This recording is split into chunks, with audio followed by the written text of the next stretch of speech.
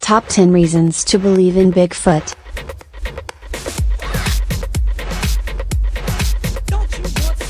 There's no doubt that the big, lovable ape we know as Bigfoot is controversial, serving as fodder for both serious study and great hilarity, with people generally divided as to whether it actually exists or not. Mainstream science generally comes down on the side of the skeptics, maintaining that without a body, there is no reason to believe the beast exists, no matter what other evidence one might produce. A few scientists, however, are at least open to the possibility that a large, unidentified primate may indeed be stalking the forests of the Pacific Northwest, as well as dozens of other localities around the world. Certainly, it has acquired more credibility as the years go by, which at least suggests there may be something to the idea. So what sort of evidence is there to suggest the big guy is really out there? Here is my top 10 reasons why you should, if not believe, at least remain open to the prospect that Bigfoot is more than just a myth or a salesman for beef jerky. While it often appears that science knows pretty much everything there is to know, or that is worth knowing, the fact is that science is always in a state of flux, as one hypothesis is abandoned in favor of another or new discoveries come to light that rewrites everything scientists thought they knew to be a fact previously.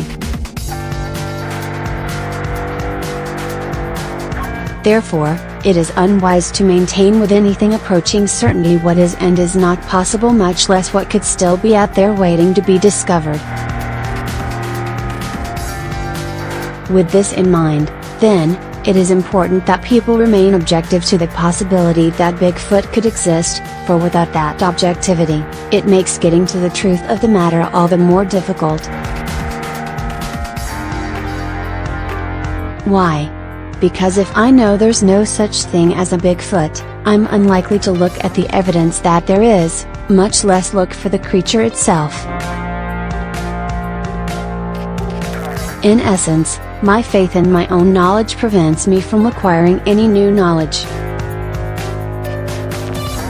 I've always wondered why science is so quick to reject the notion that there could still be a large and, as yet, undiscovered primate living on this planet, especially when one considers that Homo sapiens and large primates have lived side by side on this planet for tens of thousands of years. In fact, in the over 250,000 years that man has been on Earth, he has shared this world with numerous now extinct primates, some as big or even bigger than Bigfoot, making it hard to understand why such is impossible today. Were it actually true that there are no large primates around today, it would be the first time in human history that Homo sapiens and large primates did not coexist. Gigantopithecus.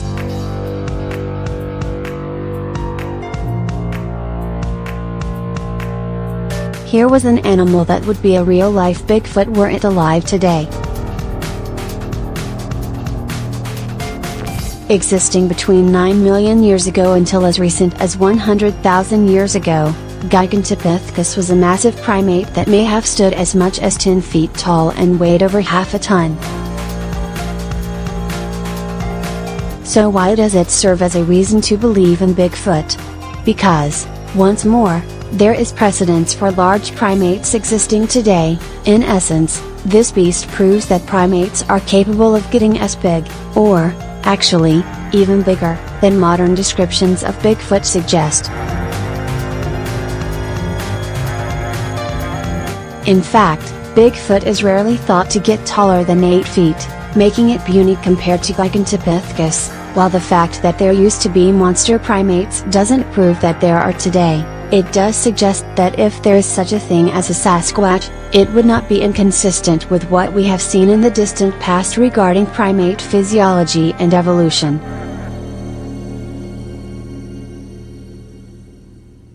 Discovery of the modern gorilla.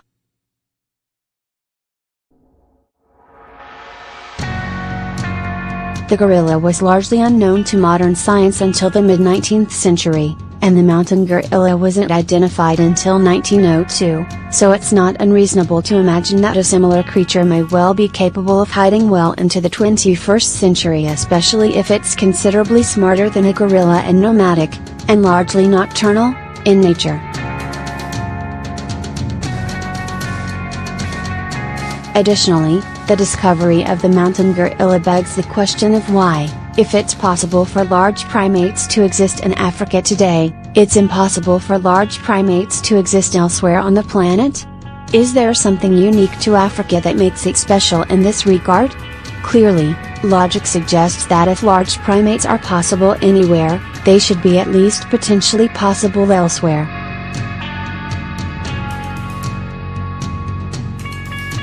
Additionally, the fossil record shows us that large primates were evident throughout much of Asia as recently as a few tens of thousands of years ago, demonstrating that Africa isn't the only place they existed.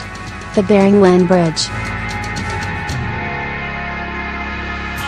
We are all familiar with the theory that early man may have migrated from Asia to North America via the Bering Land Bridge that connected the two continents together about 20,000 years ago, when, due to glaciation, the ocean levels were hundreds of feet lower than they are today. Not only did humans make the crossing, but so did many other animals, including woolly mammoths, saber-toothed tigers, and a whole host of critters. The question that needs to be asked, then, is if humans and other large animals were able to migrate across this connecting point, why couldn't other creatures, especially any large primates that may have been around at the time, not have done the same? This would, after all, rather neatly account for how a large primate like Bigfoot could make North America its home and yet leave no trace of itself in the fossil record.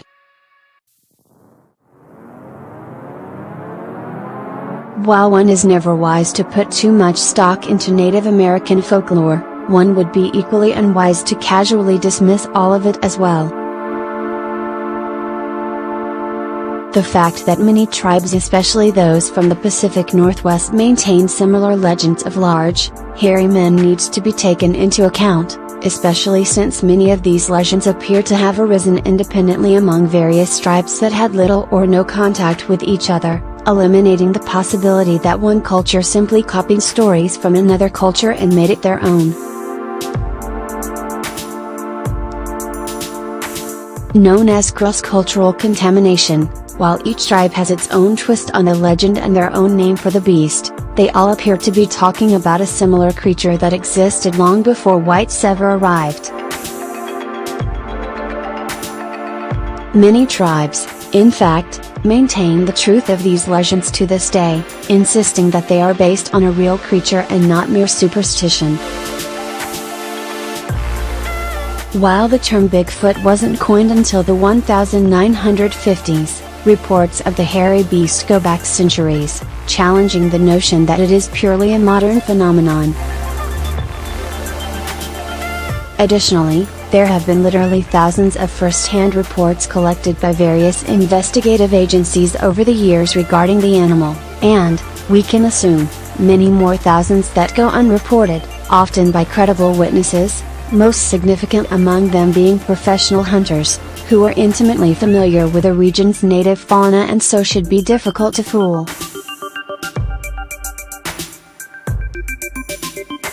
While undoubtedly there are hoaxers contained within this mix and a number of people who misidentify known animals for unknown ones, theirs being the most common, to assume that absolutely every single report is wrong is unreasonable.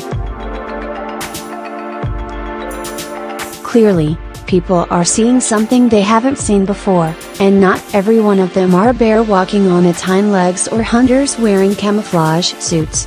To dismiss them all is foolhardy. While rare, a number of hair samples have been acquired over the years pretending to be from Bigfoot, and while the majority of these prove to be from known animals, there are a small number of samples that remain unidentified to this day.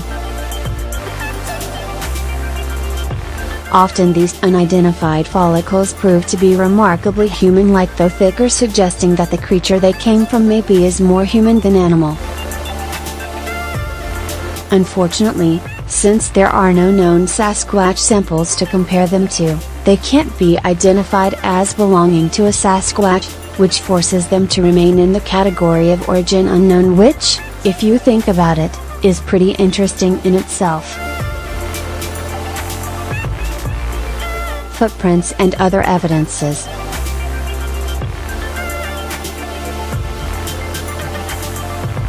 Bigfoot got his name from the size of the massive tracks he makes, so it's not remarkable that the best evidence for his existence remains these tracks. While a number of prints have proven to be hoaxes, there are a substantial number of what are considered authentic Sasquatch prints that need to be taken seriously.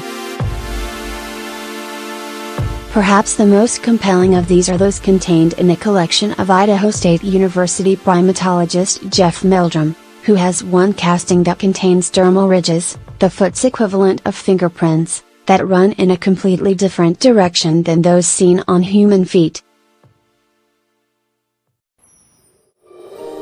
Would a hoaxer really be able to both create such ridges and, even if he was, would he think of making them so different from human feet? There are other evidences as well, such as twisted off branches, possible Sasquatch dens and audio recordings of the creature, but these are less easily subject to analysis, though some of the recordings have proven to be compelling when submitted for audio analysis.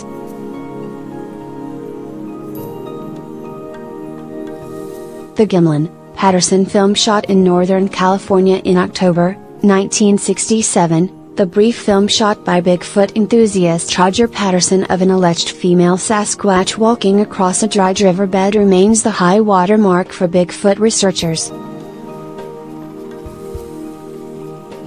Though dismissed by most in the scientific community as some guy in a monkey suit, a charge that has never been definitively proven, the footage, if genuine, is the best piece of evidence that Bigfoot exists, or, at least did in 1967. In it, we see what appears to be a creature at least 6.5 feet tall and weighing a good 400 pounds, moving with a natural, fluid motion difficult to replicate even by modern special effects artists today. Modern efforts to replicate the creature in the photo, along with its unique gait, using stuntmen and the best special effects materials and techniques available today, none of which an amateur like Patterson would have had available to him in 1967, repeatedly fall well short of replicating what's seen in the original. Additionally, painstaking, frame-by-frame analysis of the footage shows musculature, movement and other features extremely difficult to replicate, as well as allow for precise measurements of the animal, which consistently show themselves to be inconsistent with those of a human.